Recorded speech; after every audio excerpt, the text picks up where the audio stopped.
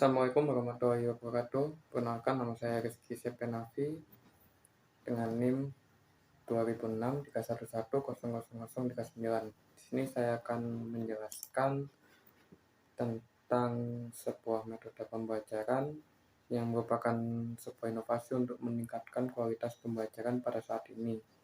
Di sini saya sudah mendapatkan dua jurnal, yaitu metode pembelajaran problem based learning. Yang pertama dengan judul penerapan model pembelajaran problem based learning untuk meningkatkan hasil belajar siswa SMK, dan jurnal yang kedua dengan judul efektivitas model pembelajaran problem based learning pada mata pelajaran dasar listrik dan elektronika di kelas 10 SMK Negeri 1 Bukit Tinggi. Nah, sebelum kita masuk ke pengertian, kita masuk ke penjelasan mengapa problem based learning ini dapat digunakan. Ini dari jurnal yang kedua, yaitu efektivitas model pembelajaran PBL pada mata pelajaran dasar listrik dan elektronika di kelas 10 SMK Negeri 1 Bukit Tinggi. Nah, menurut penulis, berdasarkan observasi di SMKN 1 Bukit Tinggi, di kelas sebagian besar guru memberikan materi secara lisan, kemudian siswa ditugaskan untuk mencatat dan mengerjakan latihan. Siswa terlihat canggung dan malu untuk bertanya pada guru ketika ada materi pelajaran yang tidak dimengerti, dan lebih suka bertanya pada temannya yang mengerti daripada menanyakan langsung pada guru. Dan siswa kurang mengembangkan kemampuan berpikir kritis. Strategi pembelajaran yang dilakukan selama ini oleh guru dasar listrik dan elektronika yaitu dengan komunikasi satu arah, dan guru memberikan penjelasan kepada siswa secara lisan atau ceramah dan dengan menggunakan media sederhana dengan papan tulis. Sementara itu, mata pelajaran dasar listrik dan elektronika ini merupakan dasar dari mata pelajaran lainnya, yang mana penguasaan siswa dalam mata pelajaran ini memengaruhi pemahaman pada mata pelajaran lainnya. Selain itu, siswa kurang mendapat kesempatan proporsional dalam mengemukakan ide-ide dan mencerna bahasan dari topik yang disajikan. Hal ini menyebabkan siswa kurang aktif dalam proses pembelajaran sehingga tidak sesuai dengan tuntutan kurikulum 2013 atau K13. Proses pembelajaran pada K13, perbaikan guru maupun siswa diharuskan untuk dapat melakukan kegiatan pembelajaran seperti mengamati, menanya, mengeksplorasi, mengasosiasi, dan mengkomunikasikan selama proses pembelajaran. Proses pembelajaran yang kurang efektif ini terlihat pada hasil belajar siswa. Masih banyak nilai siswa kelas 10 pada mata pelajaran dasar listrik dan elektronika yang masih berada di bawah KKM yang ditetapkan oleh sekolah, yaitu 75. Nah, setelah kita tahu alasan menggunakannya PBL ini tadi, kita masuk ke pengertian PBL. Nah, PBL atau pembelajaran dalam bahasa Indonesia-nya pembelajaran berbasis masalah merupakan salah satu jenis ciri dari pendekatan kontekstual yang mana konsep belajarnya adalah mengaitkan antara materi yang diajarkan dengan situasi dunia nyata dan mendorong siswa untuk membuat hubungan antara pengetahuan yang dimilikinya. Selain itu, dengan menerapkan problem based learning ini, masalah yang digunakan dapat membantu siswa untuk belajar berpikir kritis dan terampil dalam memecahkan masalah, sehingga mereka memperoleh pengetahuan dan konsep-konsep esensial dari materi pembelajaran. Penerapan PBL ini memberikan kebebasan kepada siswa untuk belajar sesuai dengan minat dan perhatiannya, sehingga dalam proses pembelajarannya siswa akan terlibat intensif dan aktif yang pada akhirnya bisa membuat siswa untuk terus belajar dan dapat meningkatkan hasil belajar. Nah, selanjutnya saya akan menjelaskan langkah-langkah untuk melakukan PBL ini tadi. Nah, di sini sudah ada pertama langkah, ada 3 tabel, ada 3 kolom. Yang pertama langkah kerja, aktivitas guru, dan aktivitas peserta didik. Nah, yang pertama orientasi peserta didik pada masalah.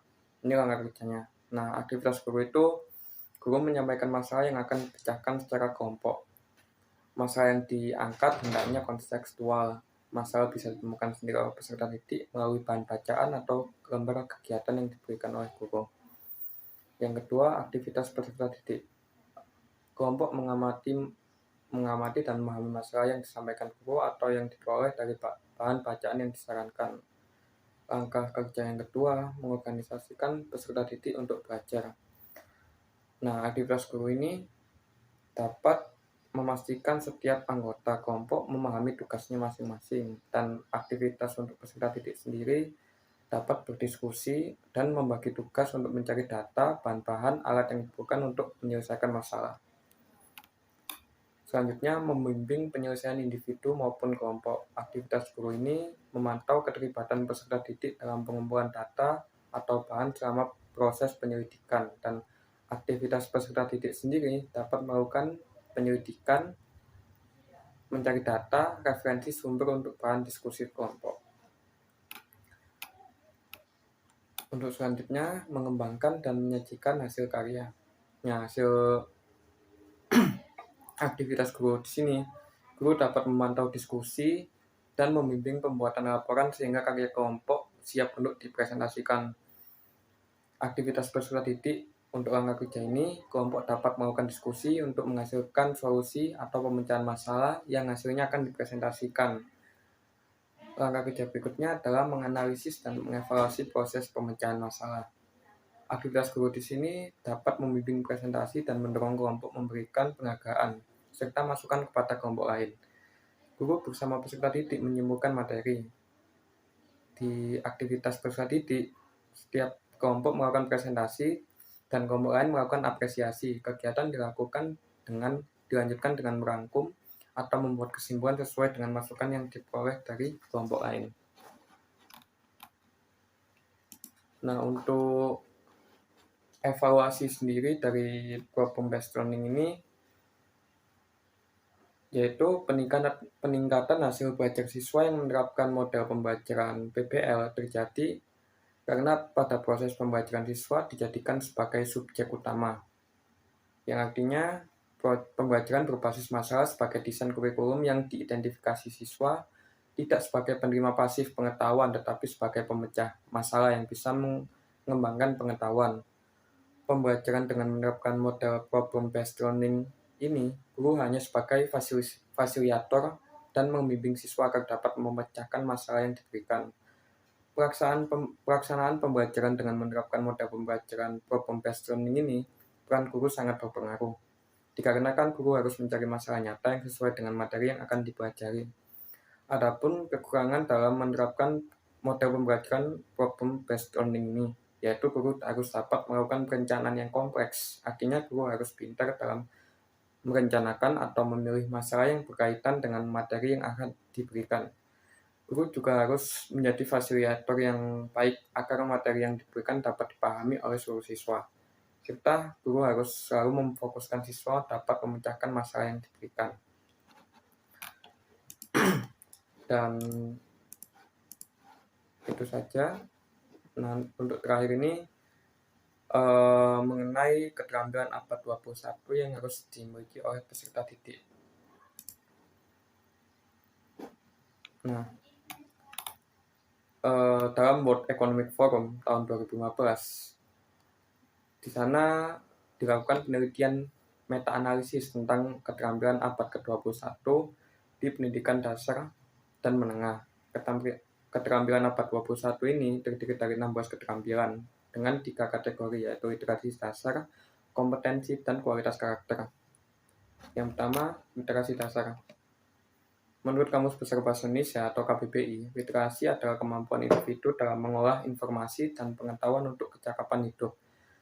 Literasi dasar menjelaskan mengenai bagaimana siswa menerapkan keterampilan inti untuk tugas sehari-hari. Keterampilan ini berfungsi sebagai dasar yang dibutuhkan siswa untuk membangun kompetensi dan kualitas karakter yang lebih maju. Ada 6 literasi dasar yang kiranya kita perlu pahami. Ke-6 literasi tersebut adalah: pertama, literasi baca tulis, literasi numerasi, literasi saintifik, literasi teknologi informasi komunikasi atau kita singkat TIK, literasi keuangan, serta literasi budaya dan kewarganegaraan. Selanjutnya, Kompetensi. Kompetensi ini menggambarkan bagaimana siswa mendekati tantangan yang kompleks di abad ke-21 atau beberapa kompetensi yang harus dikuasai oleh kita. Peserta didik belum menguasai ini sejak usia belia. Ada 4 kompetensi yang kiranya dilatih oleh peserta didik. Keempat kompetensi itu adalah keterampilan berpikir kritis, keterampilan kreativitas, keterampilan komunikasi, dan keterampilan berkolaborasi. Pendidik bisa mengasah keterampilan-keterampilan tersebut pada peserta didik melalui pembelajaran yang menyenangkan. Dan yang terakhir, kualitas karakter. Nah, selain kemampuan literasi dan kompetensi, SM kita juga perlu memiliki karakter yang kuat dalam menghadapi dunia kerja di abad ke-21 ini. Kualitas karakter ini menggambarkan bagaimana peserta didik bisa mendekati lingkungan yang mudah berubah. Karakter ini dibagi menjadi 6 keterampilan, yakni keterampilan rasa ingin tahu, keterampilan inisiatif, keterampilan ketekunan, keterampilan beradaptasi, keterampilan kepemimpinan, serta keterampilan sosial dan budaya. Nah, itu saja keterampilan abad 21 yang harus dimiliki oleh peserta didik. Kurang lebihnya mohon maaf. Sekian, terima kasih. Wassalamualaikum warahmatullahi wabarakatuh.